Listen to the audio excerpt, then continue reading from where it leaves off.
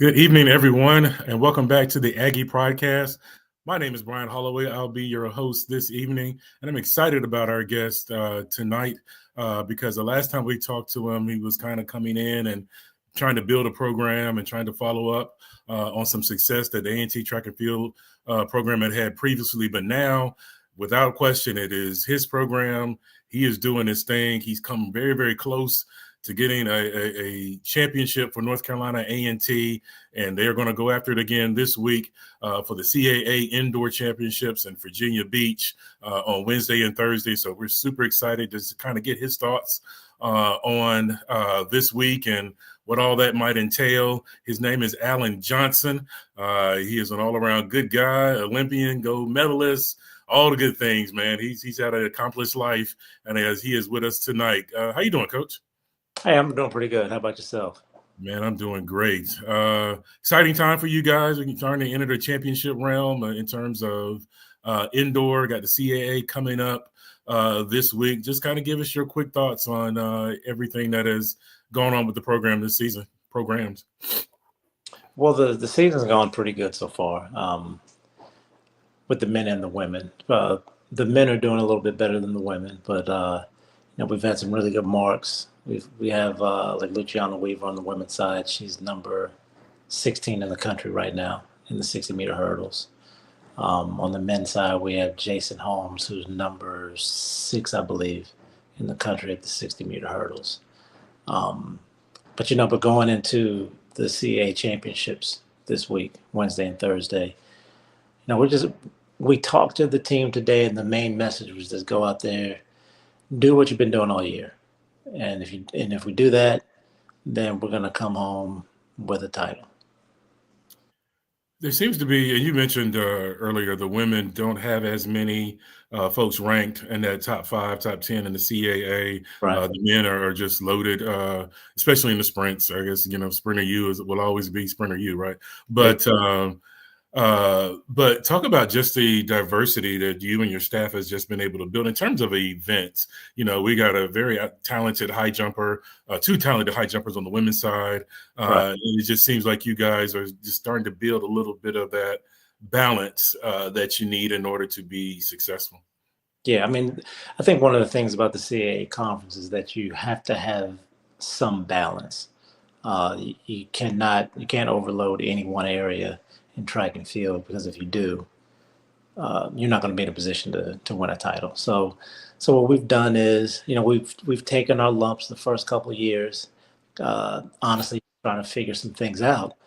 And since then, we've hit the recruiting trail, and we've just gone out and talked to as many high school and transfer student athletes that we possibly can about, coming to A&T, getting a good education, and while we're here, try to win some championships. Speaking of that, the dynamic in college athletics has changed dramatically. I'm just curious how some of those transfer portal, NIL, all the things that we have become accustomed talking about, how, if any, does that affect your sport, track and field? Well, like every other sport, transfer portal, NIL is having an effect. But the main thing that I focus on is I just try to control the things that I can control. The transfer portal is there, NIL is there. So we take advantage of those things the best we can. So we look in the portal. We talk to the athletes.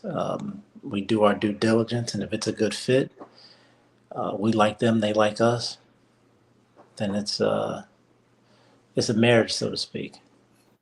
Just like with high school, we go out there, we talk to the student athletes, we talk to the coaches, parents, and we like them, they like us, and it works out. No question about it. We're here with our Director of Track and Field Programs, Alan Johnson. I like to call him Coach. It's a much shorter title, just to call him the head coach of the Track and Field program. Talk a little bit about, and we'll get into the different areas, but I believe your 60-meter hurdles is ranked in the country. So talk about those guys, Jason Holmes, Thomas Smith IV, the twins, and some of the things that they've been able to do this season, and just kind of give our fan base a little bit of an idea of just how talented these young men are. Well, it all starts with Jason. I mean, Jason, like I say, he's ranked number 6 in the country, and then his teammate, actually, he was also his high school teammate, Thomas Smith the fourth. He's there too. So they're at Jason's best time is 7.54. Thomas is at 7.74, and then Isaiah Taylor, he's also at 7.74. And then we have his twin brother, Xavier, who's run 8.2. So basically, we have 4 guys that are in the top 8 in the CAA.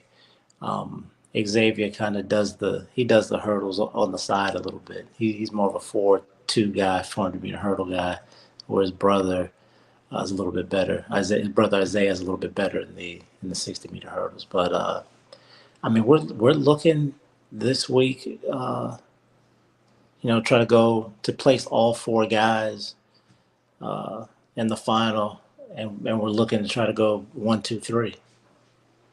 So if we're able to do that and get a lot of points, then that's going to really help us. And then your 200 meters is also ranked nationally. You had a top 6 guys in the 200 in the CAA. That's absolutely incredible. And then you had Holmes coming in 2094. Now Nakeem Benjamin is now jumped in, and he's jumped in at 2088. Exactly. What's the competition like at practice? I mean, that's just got to be bananas. 6 guys. Top 10. Well, that's the thing. The competition at practice, it steps it up because, like, for example, this week we can only take 5 people. The conference says that the team limit is 5. We have the top 6. So somebody who's could score at the conference meet from our team can't run. Wow. So, like I tell them, I say, hey, I don't choose who runs the events. You guys choose who run the events. And so, they all understand that. They all compete against each other, and they all cheer for each other. That's the most important part. It's friendly competition, and everybody understand that this is for the team. Also, you look at our throws. Look, shot put. We're on the men's side. We're 1, 2, 3 with our 3 guys. Yeah. So I got to tell you, this team is one of the best teams I've ever been around. I mean, the leadership that I see, and these guys, they want to win it just as much, if not more, than we as the coaches want to win it. I mean, they have meetings all the time about this week. They have had meetings on their own. They've had 10, 15 meetings on their own outside of the meetings that we have as a team, just to talk about this and talk about the intensity of practice, talking about the goal, talking about pushing each other. Okay, so let's dive into it. So, do you take the top 5 times, or is there a competition this week to between 5 and 6? How's that going to work for you guys? How you guys kind of the competition has already happened all year, so I'm going with the top 5. Okay, all right. Had opportunities, put a mark down. They put the mark down, so we're going with the top 5 on the list. No question about it. And then you mentioned your throws. Braden Hodges, I think he's got the top 6 all time in program history. Alex Henry, Carlos Alexander, some of those guys. How important are some of those field events going to be for you guys in order to win this championship? The field events are extremely important because it sets the tone. They're first. We're going to come out with the throws. We're going to come out with the long jump on Wednesday. And if we can score as many points as we can and kind of get the team hype about that, and then get the people on the track in finals, then that's going to set the tempo when we go back to the hotel on Wednesday to come back out on Thursday to get something done. But it's gonna start with the field events because those will be finals on Wednesday. What do you need to see on Wednesday to kind of get you guys back to the hotel and in your mind feel like we're in good shape to claim this title? The biggest thing on Wednesday is just going to be about shot put and the long jump. Getting the point, because we, as a staff, we sit down and we kind of dope out. We score the meet. Mm. If we can get double-digit points, on paper we should get 24 points out of the men's shot put. Men's long jump, if we can get double-digit points out of there, if we can get even 18 points out of the men's shot put, then we're going to be, and we get all 5 guys in the final of the 200, all 4 guys in the final of the 60-meter hurdles.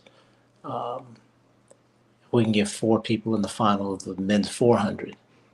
Then we're going to be and getting 3 or more guys in the final of the men's 800. That's when we're going to be in a very good position going back to the hotel Wednesday night to get up the next morning on Thursday, go to the track, finish up, with high jump, triple jump, and then those finals. And wait.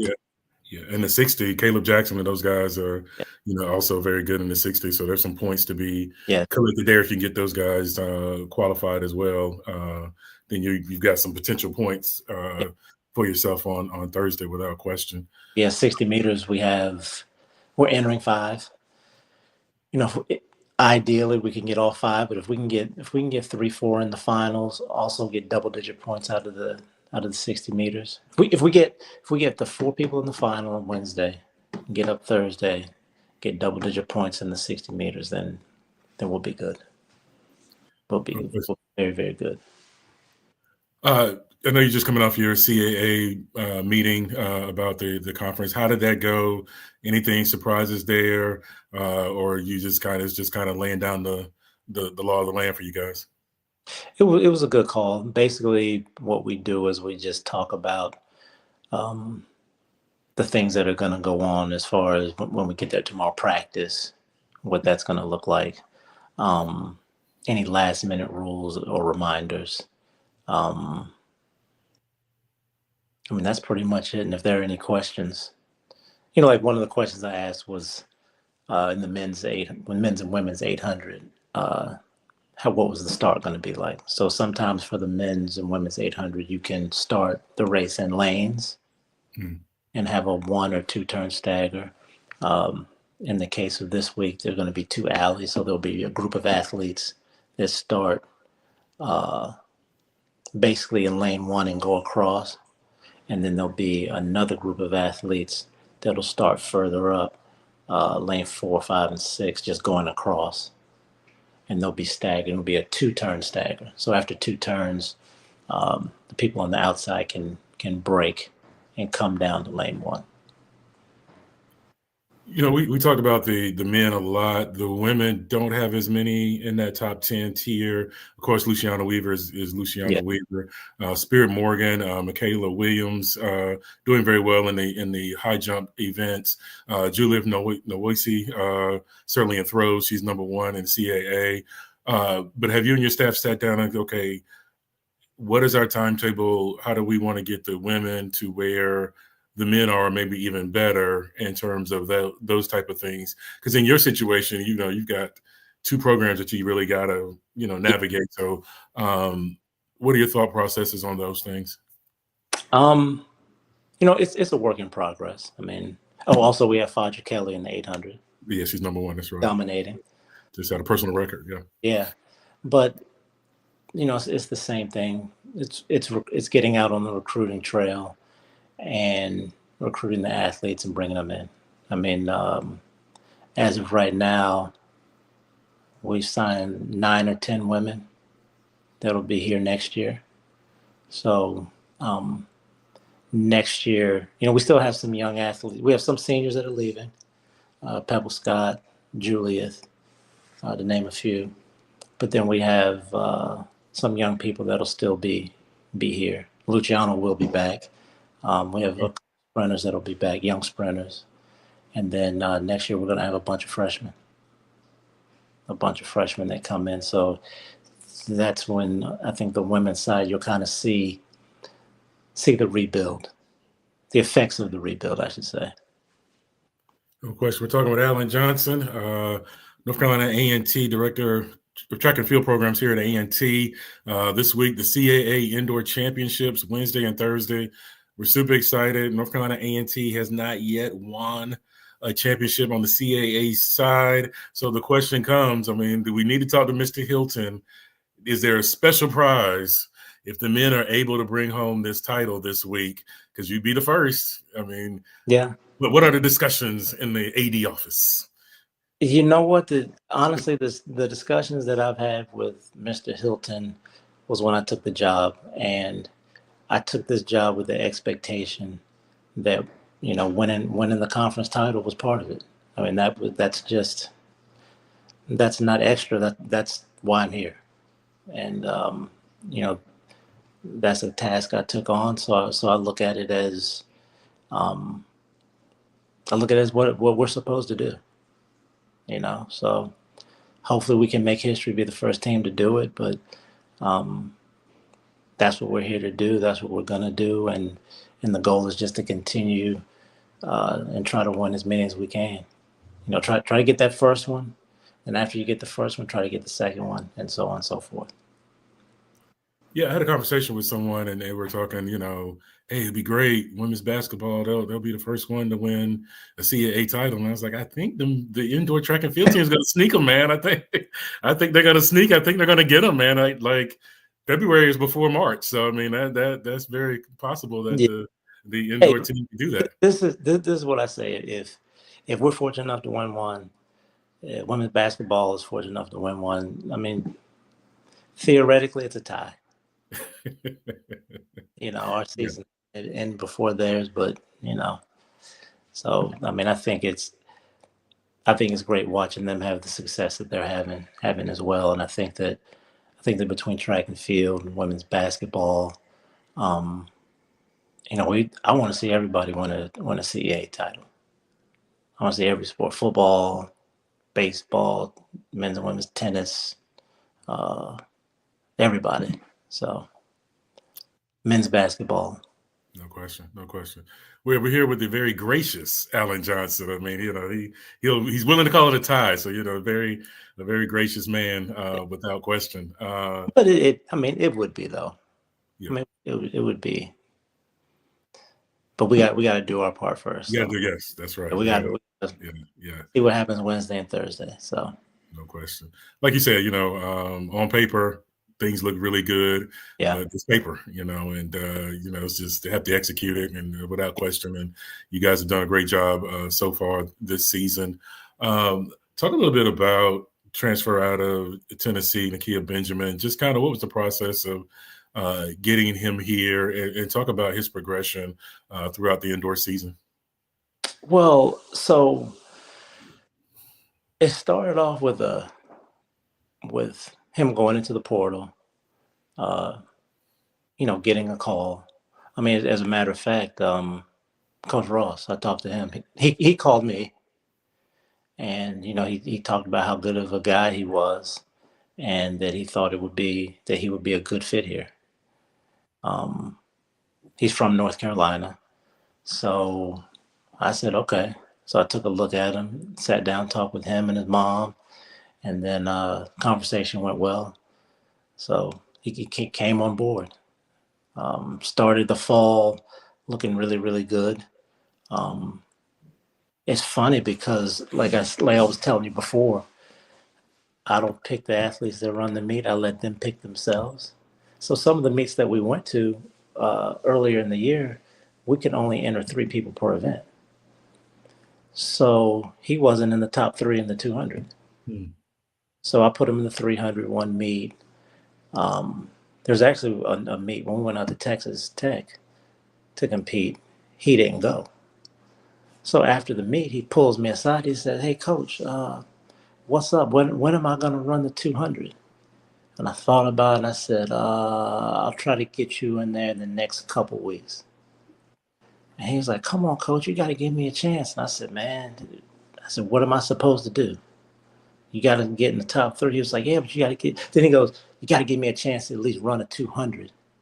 And I looked at him. I said, you know what, you're right.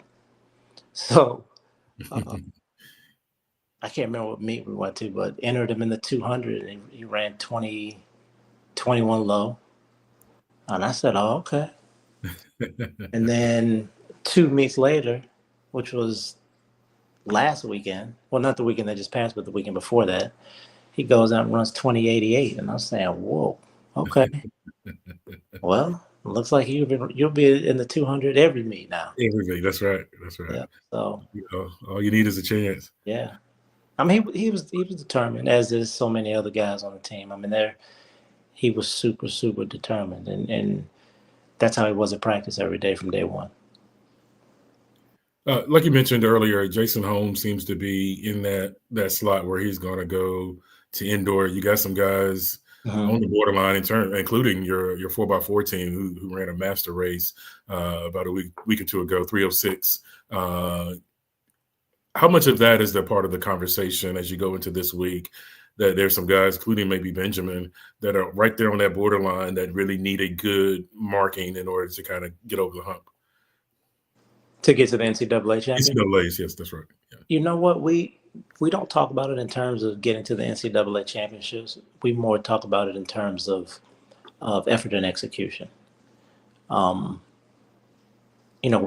We preach it at practice every single day. You got to go out there and you got to execute the things that you're supposed to execute. You're supposed to do it with a high effort, and you go out there and compete. And if that's the focus, then the result will be the result. And the result should be something that can get you to the NCAA championships. And if not there, extremely close. How much, and I know we're talking indoor championships and all those kind of things, but how much now, as we start to approach March, is the outdoor season on you guys' mind in terms of just kind of positioning yourselves to get everyone ready for outdoor? How much is this week kind of march you towards the outdoor season? Well, for us right now, so outdoor is always the most important season. It's outdoors is most important, indoors is secondary. But as far as the team is concerned right now, our focus for right now is just this indoor championship on Wednesday and Thursday. But me as the coach, obviously, I'm thinking also towards the outdoor championships, especially since it's going to be on our home turf. It's going to be at Marcus T. Johnson track. So, I really, really want to there. But we're focused on now, the here and now, and then once that's over with, the people that don't qualify for nationals, they go on spring break, and then when they come back, it's full speed ahead for, I think it's May 15th and 16th. You brought the fact that we are hosting the CAA Outdoor Championships, something that we did many, many years when we were in the MEAC. How important is that to you? I saw the smile on your face, but how important is that to you in your program, and to have the conference championships come down here? I know a year ago was still close. It was at Elon, but I mean, just to have it in your backyard, your guys can sleep, ladies and guys can sleep in their own beds, right? All of those kind of things. But what does it mean to be able to showcase the university to the entire conference? I think one, it's going to be good to show the other schools in the conference how we can put a meet on. Like you say, showcase our campus, showcase our facilities, and then just get in the A&T community, give them an opportunity to come out and actually see us and see us in action, at a high level competition, in a championship type atmosphere. So I think it's important for the university to have championships on the campus, and especially championships if A&T is in a position to win or be at the top. You've been here now for a few years now. You're well established as the head of this program. What are some of the lessons learned over that time, thus far as you kind of, really get into a point where you're a strong championship contender? What are some of the lessons you've learned as a head coach in that time? Man, that's a loaded question. So for me, some of the lessons learned is try to relax a little bit. I think when I first took the job, I was I was paranoid about trying to do everything just right. Mm, My thing is, the thing that I've learned is, do the things to the best of your ability. Mistakes are going to happen. mm, Just don't make the same mistakes over and over again. Um, for me as a first time head coach, uh, managing staff, trusting my staff, letting them be good at what they're good at. Sometimes sometimes what I want them to be good at may not be what they're good at, but there's something else that they're good at, and what they're good at can really help the program. And, and finding out for myself some things that I thought I was pretty good at that maybe I'm not the best at, and there's somebody else on the staff that can do that task better. So it's just been a learning process, and I'm going to continue to learn and just getting comfortable in my head coaching skin. I think that's probably the biggest thing. what's the for people on the outside looking in? What's the A&T experience like? What is it like to be in Aggie land and the whole Aggie Pride vibe? What has that been like for you? Oh, it's been great. I mean, it's honestly it's like family.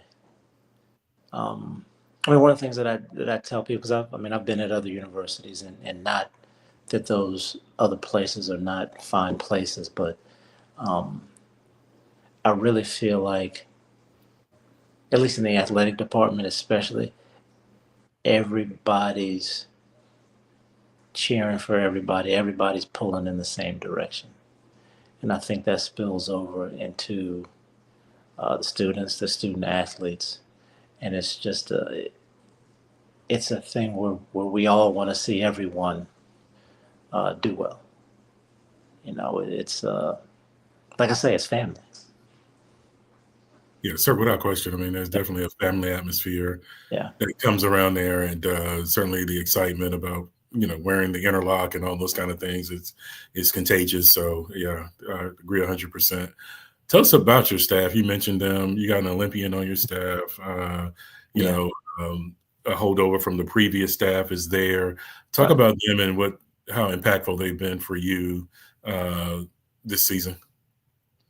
Well, I think like first we have Terrence Trammell, who's a two-time Olympic silver medalist in the 110 hurdles. Um, he coaches the sprints and the hurdles, as do I. But for me, I think one of the things that he really brings to the program outside of his expertise in coaching is just he's a I think he's a really good motivator. I think that when like for him, the message he delivers to the team when he's delivering the message and how he does it is is good, and the athletes listen. Mm. It's like when he has something to say, it's like they're all on the edge of their seat. And I'm saying, okay, well, hey, Wow. you know. And then Amber, she was here previously. She's the one that she keeps me straight. She keeps make sure the program is not falling apart. He saves me all the time. Um, she Congratulations coaches. to Amber. She's a new mom, by the way. So congratulations. Yes, Yeah. new mom. She coaches the throwers.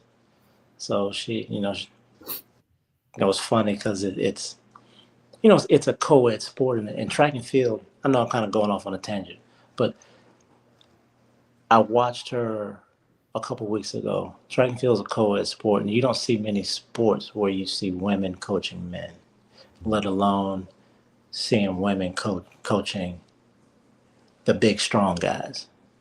And it's like I was watching her with Alex Henry, who's a freshman, and she was talking to him, and she was in his face and was like this, and I just looked and I walked by, and he was okay, coach, I got you, coach. Yeah. And went out there and threw awesome. So um, yeah, that's Amber. I mean, she does a little bit of everything. Then you have Denise Hopkins. She coaches the multis, pole vault, uh, long jump, triple jump, high jump, and she's our recruiting coordinator. Mm. So she does a lot. I mean, a lot of the athletes that you see that are new athletes that you see here now, she's out on the road. She's making a lot of calls to athletes, to coaches. So that's one of the great things that she brings to the program. And then you got Coach Q. He coaches the middle distance runners and cross country. And he's another guy. He handles our housing also. Mm. So um, all these guys have a role. And like I was telling them a few weeks ago, it's like, listen, all you guys, I appreciate you. You guys don't understand how much you bring to this program, and how you know, me as the head coach, they make me look good. That's what it's all about, making you look good, baby. That's what it is. And I mean, they're all tremendous, and like I said, and that was the part for me, especially as a first time head coach, is understanding. Okay, let them be good at what they're good at to move this program forward. No question. And you have ops young lady as Yeah, well, Gabrielle. So does an outstanding job for Gabrielle you. Rocky. So she started July 1st. So director of operations. So now that's another piece. I mean, especially for me, she handles all the logistics. So now, because basically Amber was doing that before, Right. so now it's relieved her of that duty. Now we as coaches, we can spend more time coaching the athletes, and let Gabrielle, do her thing, and make sure that, when we're out on the road, everything is going to run smoothly with the buses, with meals, with the hotel, getting back and forth. That's a pretty robust staff for mid-major. I mean, how important is that for you in the program? It just seems like the track and field program is growing. That's a great staff. No, it's an excellent staff, and I think that the staff is the reason why we're having the success that we're having right now. I mean, it's not by accident. Um, I'd love to take all the credit, but I mean, honestly, it's the staff is what makes this thing go, and the staff is going to be what makes the women better next year as well, and have the menu continue to progress. If I were to ask you, okay, what are the two or three things that you need to really have this program take off? What are some of those things that you would mention? Um, I mean, money is always something that It's everybody. always important, It, it, I could we could have $1 billion, and I would say, oh, well, if we had a billion too, we could. But honestly, for the most part, we have what we need. Great. I mean, we really, really do. We're very fortunate. I mean, Mr. Hilton, Chancellor Martin have really put us in a position to be successful. I mean, there's really not too much that we can't do with what we have. Um, how tough is it for you, someone who has so much success on the world stage? Does that become tough for you as a coach because you know there's an element of perfection in what you did in order to get to that level? How difficult is that for you as a coach, or is it difficult at all for you in terms of coaching your young men and hurdles and sprints and those type of things? Young men and young women. I think at this point it's not that difficult. I don't think it's that difficult at this point, because for me that was something else. That was something that I did 10, 15, 20 years ago. Um, I guess some of the characteristics about me that I used during that time, I used when I was in college, I used when I was in high school. So it's just a matter of, continuing to use some of those skills, things that I've learned along the way that I can apply to college coaching, being a head coach here at A&T. Um, my big thing is just the attention to detail, being thorough. It's always about execution. Just execute, execute, execute in everything that you do. I tell the athletes that. I tell the staff that. I expect that for myself. Just execute the job at hand. Be thorough, um, and put a lot of effort into it. How has the sport changed in your opinion? Has the sport changed in your opinion in terms of how has it evolved over the years in your estimation? I mean, the sport is pretty much the same. I mean, it's evolved like everything else. I mean, now you have social media. Hmm. Um, I think that's probably the biggest thing that's evolved in the sport and everyday life. But in sports, athletes are now thinking about their brand. Hmm. They're thinking about their brand from high school, and that's normal. And I think as a coach, that's probably the biggest adjustment for a lot of coaches because it's especially when I was coming up. When we were coming up, it was, hey, just don't worry about all that outside stuff. Focus on your sport. Focus on practice. Focus on school.